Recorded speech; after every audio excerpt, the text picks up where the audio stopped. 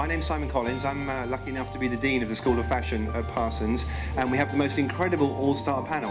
I don't think that this much talent has been assembled for this smaller group in any time that I can remember, because any one of these people could command an audience of 1,000. We're here to celebrate the launch of the new edition of the fashion book. It's an absolutely beautiful publication, gorgeous cover. I think there are some icons in the industry, and this book certainly contains many of them.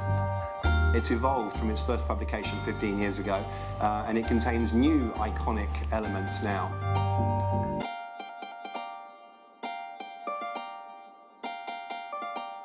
I think iconic people are very take it or leave it.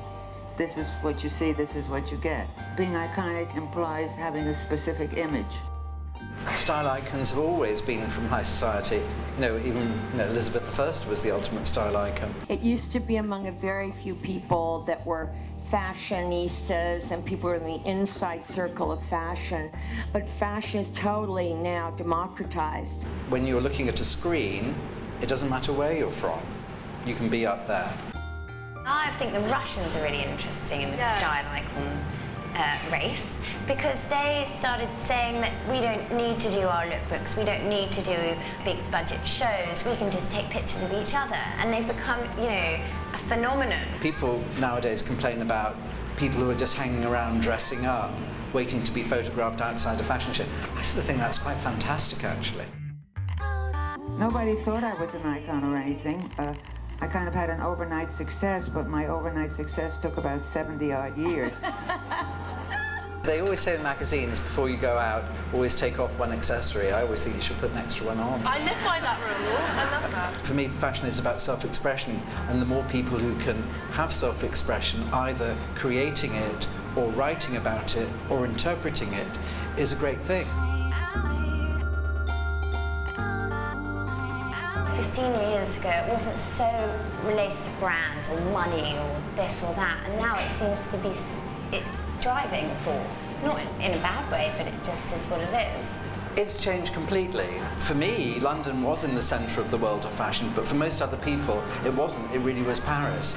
But now, as then, Britain isn't really acknowledged as being the centre where every fashion starts off. Since the earliest days of Style.com, designers would take small pictures or look at it on prints on a monitor to see how they would register on Style.com. That's why black clothes aren't selling so well at the moment, because they don't read on a monitor. So it's really changing fashion.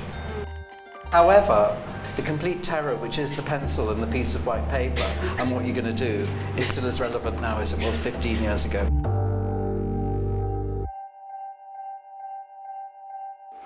I think one of the great troubles today is a lot of students just look for other fashion people to model after, and I think you get inspiration out of being alive, and I think fashion is a mirror of economics, politics, social values, all of that. It's a mirror of what's going on in the world. It should reflect your life and your existence. It's just taking your life and putting it into clothes.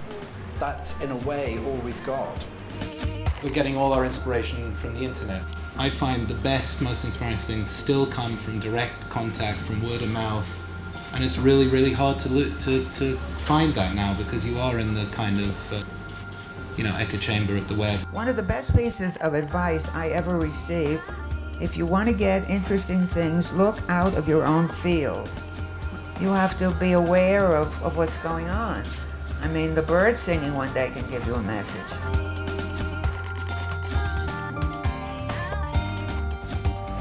First of all, draw, and my second one would be make.